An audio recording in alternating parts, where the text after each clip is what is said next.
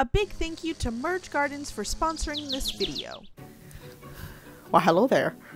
I got dressed today. Yay! Mostly. I'm still technically wearing pajama pants, but whatever, I got dressed today.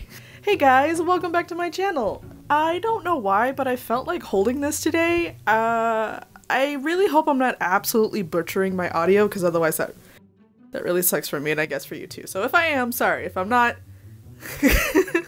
See, now I'm gonna want to hold this thing like all the time because I'm having fun. I feel like it's an extra... I can have my hands in shot and just be like, hello guys. Now, it has been a little bit of a moment since I've done a random creature design, and since I'm still recovering from being sickums, I figured it would be an easy enough project on me, yet still hopefully somewhat entertaining for you guys that it would make for a good video. So let's get started. Little guy, what are you doing?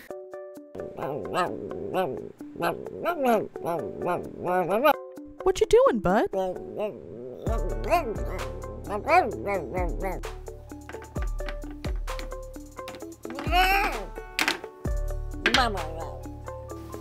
You have the right idea, but let me show you how it works. When Merge Gardens asked me if I wanted to make one of my random creature designs, aka a merged creature, and be able to play one of their games, I was beyond excited to get started. You see, Merge Gardens is a combination of multiple merge and match 3 puzzle games. Not only do you get to merge 3 of each type of adorable bird or butterfly to make your garden even bigger and better, but you play a super fun, relaxing game that has a little bit of mystery storyline thrown in. Honestly, this is one of my favorite aspects of the game. Just merging everything together and just having that be so super satisfying is just... it's chef's kiss. They also have special events all the time. Me and editor Sarah turned the last one into a little bit of a competition, but joke's on me because I forgot how she can get a little bit The mystery in the game definitely keeps me coming back for more. I just met an adorable housewife that's been trapped in the garden since 1903. She was super cute and funny, and I don't want to give away too much, but I think she's about to have a fun time. So if you're like me or editor Sarah or my little friend here and you'd like to have a fun game of adorable little animals and mystery and just fun merging matching games, please visit the link in my description to download the game, or you can look at the QR code that's been on screen. And remember, it is totally free. Y'all ain't gotta pay. You just merge for free. It's a fun time. And thank you once again to Merge Gardens for sponsoring this video. To start, we need some foil, some clay, and sculpting tools. Getting pretty close to the end here. It's getting so small.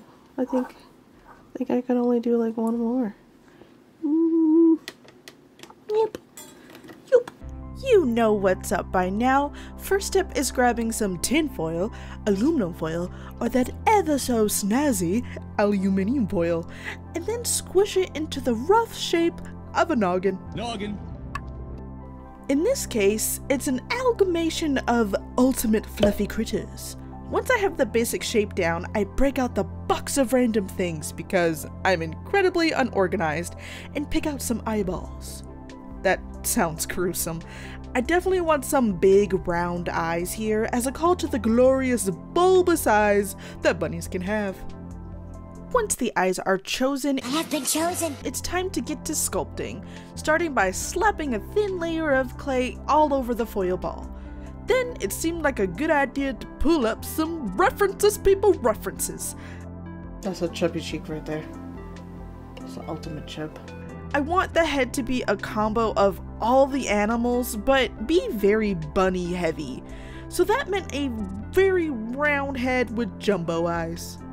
My general idea to tackle this random creature design was to make mostly a bunny head, but with a little bit of mix of all the animals for the nose, definitely a sheep body, and long thin legs like a deer, and of course some wee little antlers.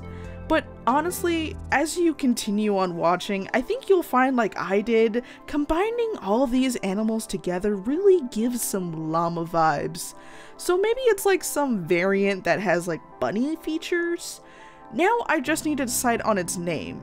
I like Shabbit because it's funny to say, but editor Sarah is running for Reap, so what would you guys call this little one?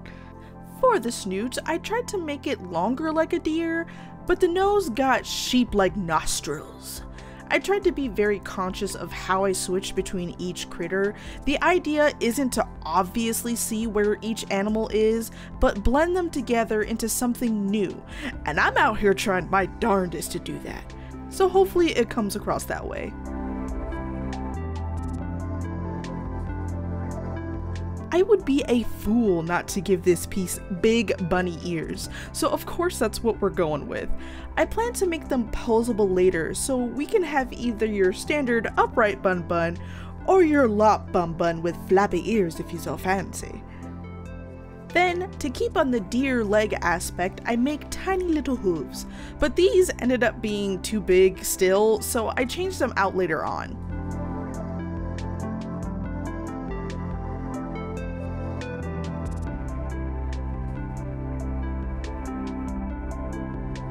Once all the sculpting is done, it's time to move on to some ASMR armature time.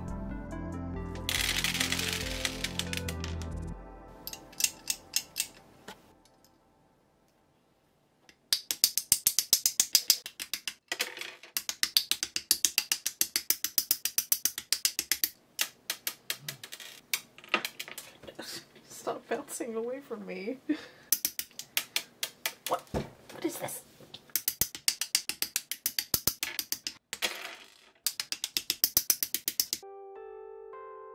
Once clicky time is done, it's time to attach the clay pieces, which means making holes in the back of the head.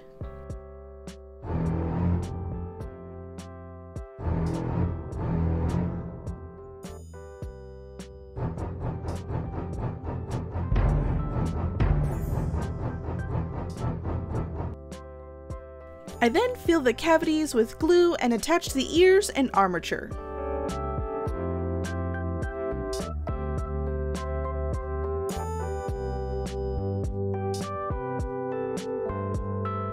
The head is looking so precious so far, and love how depending on how I'm looking at it, I can see aspects of all the animals.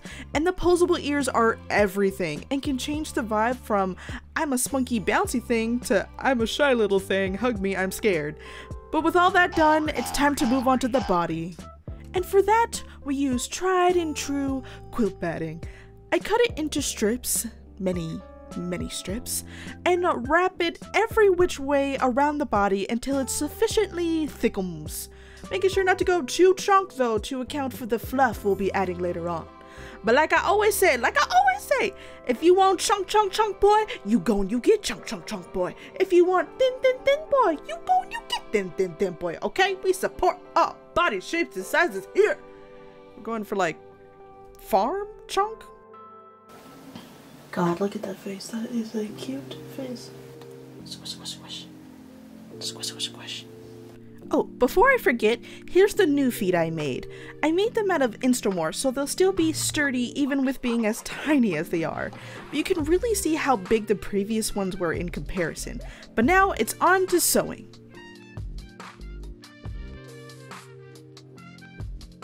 I'll be using this Sherpa faux fur to hopefully give a nice wool thickums look.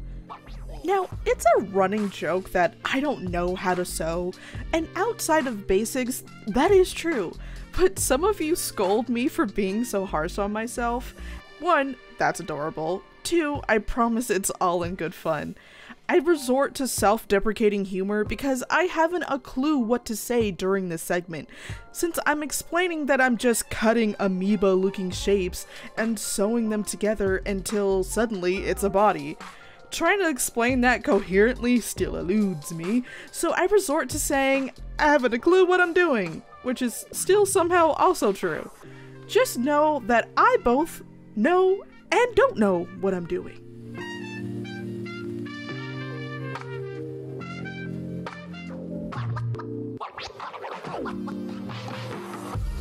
For the legs, I went with this rich brown fur. I wanted to go with this type of sheep, but changed the black to brown to resemble the deer more.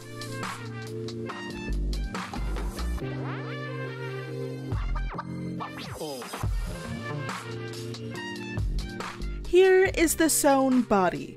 It's looking a little bit questionable, but we're just gonna trust the process and move on to the face. Before I can put fur on the head, I need to cover the drab gray with a drab brown. This just prevents any gray peeking through the fluff if, or rather when, I miss a spot. And now we fluffify. Ugh, if only if it was that easy in real life. And now it's time to shear this boy. Farming terms. No need for the electric shaver this time, as I don't want to trim the body at all. I want to keep that as floofy as possible. I just need to trim the legs and face with some scissors. This step is just really satisfying for me, just slowly revealing the body shape underneath. Tiny hoof is so small. Thickums. Small. Thickums. Small. For the face, I attempt once again to use these thinning scissors. It does prevent a blunt cut, but I'm pretty sure these things hate me for making them cut fake fur, because they throw a fit the entire time. And I'm pretty sure I'm making them blunt as heck.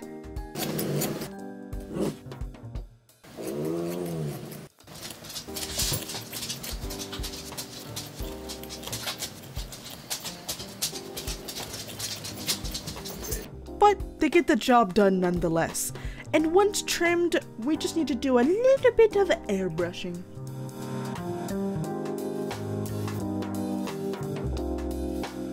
I realized pretty quickly this fur is thin as heck, and you can see the backing from certain angles. To combat that, I just blend it all in with the airbrush so it's nice and seamless. Here's a comparison. That's what I get for using fur from the back of my closet, but thankfully it's an easy fix. The only other thing was to blend the brown fur into the wool-like fur, so it's not just a harsh line between the two.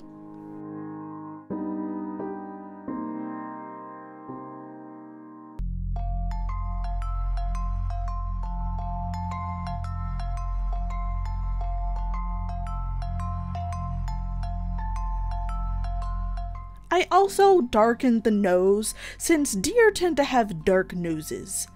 Someone be proud of me and how hard I'm considering everything. I hand painted the finer details, like inside the nose to hide the boogies. It felt like I was digging for gold. And paint the lip line to make it pop more, praying I don't mess up cause it's a pain to fix.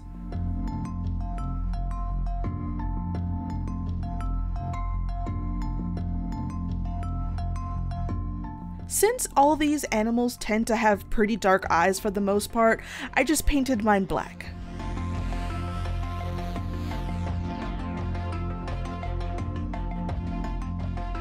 Also painted the little hooves black just so they could pop a little bit more against the brown fur.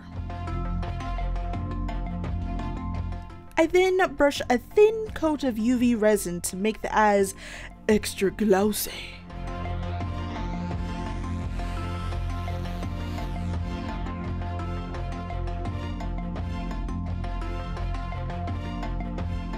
For the tail, you all know I had to go with a little cottontail. How could I not? This is just brushed out fur from the body and it just looks so poofy.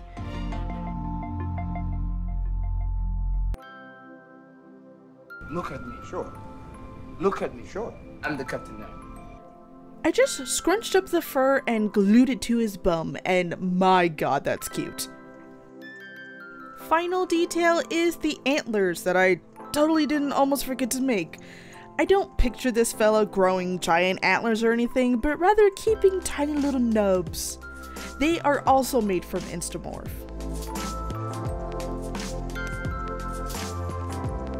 Once done, I just part the fur and glue them on. And with that, this little bean is all done, and we can take a gander at the final montage.